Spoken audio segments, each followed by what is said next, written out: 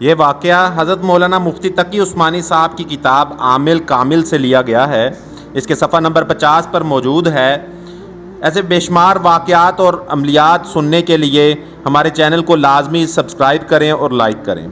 شیخ نظام الدین اولیاء رحمہ اللہ کی کرامت۔ حضرت خواجہ نظام الدین اولیاء رحمہ اللہ جو کہ اکابر اولیاء میں معروف ہیں، آپ کے خلیفہ حضرت خواجہ نصیر الدین چراغ دہلوی رحمہ اللہ کا واقعہ ہے۔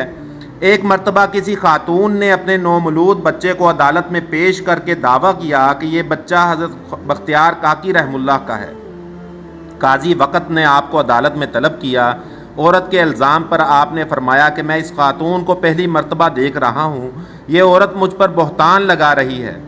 قاضی نے آپ کے انکار پر کہا کہ یہ بچہ آپ کا نہیں ہے، آپ اس کی دلیل پیش کریں۔ پھر چند دنوں کی مہلت کے بعد عدالت نے دوبارہ پیشی پر دلیل پیش کرنے کو کہا۔ حضرت خواجہ نصیر الدین چراغ دہلوی رحمہ اللہ نے اپنے شیخ نظام الدین اولیاء رحمہ اللہ کی خدمت میں عرضیہ لکھا کہ صورتحال سے آگاہ کروں۔ رات کے کسی حصہ میں شیخ کو اپنے خلیفہ کا خط پہنچا۔ اگلے دن عدالت کی مقررہ تاریخ تھی۔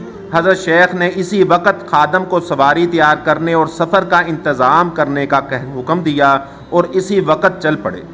اگلے دن عدالت میں شیخ و مرید حاضر ہوئے۔ چونکہ دونوں حضرات عوام و خواص میں مقبول و معروف تھے، اس لیے اس مقدمہ کی سماعت کے لیے عدالت میں وزراء تک موجود تھے۔ قاضی نے عدالتی کارروائی شروع کرتے ہوئے حضرت خواجہ نصیر الدین چراغ دہلوی رحمہ اللہ سے دلیل کا مطالبہ کیا تو حضرت شیخ نظام الدین اولیاء رحمہ اللہ نے فرمایا کہ یہ میرا خلیفہ درویش آدمی ہے، بس اللہ اللہ کرتا رہتا ہے، اس کا اس خاتون سے کوئی تعلق نہیں ہے اور یہ ان پر الزام ہے۔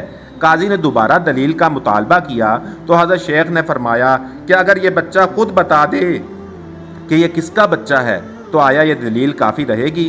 قاضی نے اس بات میں جواب دیا تو حضرت شیخ نے بچہ کو مخاطب ہو کر فرمایا تم کس کے بیٹے ہو؟ نومولود اور معصوم بچے نے عدالت میں موجود وزراء میں سے ایک وزیر کی طرف اشارہ کیا کہ میں اس کا بیٹا ہوں۔ پھر معلوم ہوا کہ وہ بچہ واقعی اسی وزیر کا تھا۔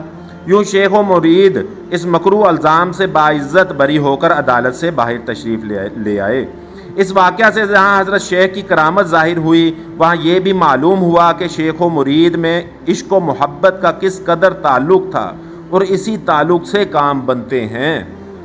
دیکھیں جی، اللہ والوں کو ایسے واقعات ہمیں ان کی زندگی سے ملتے ہیں کیونکہ وہ اللہ کے محبوب اور کامل بندے بن گئے، اور اللہ پاک اپنے محبوب اور کامل بندوں کو کبھی رسوا نہیں کرتا۔ اس لیے زندگی میں ہمیشہ یہ سوچیں کہ کوئی بھی کام خلاف سنت اور شریعت کے مطابق ہو، شریعت کی خلاف ورزی نہ ہو، اور اپنی زندگی میں سنت کی پیروی کرتے ہوئے عمل کیا جائے، قرآن و سنت کی رہنمائی لی جائے اور اللہ پاک کے نزدیک کامل بنا جائے، اور اس شوق میں نہ پڑا جائے کہ میں کوئی عامل بنوں، بلکہ کامل بنوں، اور اللہ پاک کی مدد ہی ہمیشہ آپ کے ساتھ رہے گی۔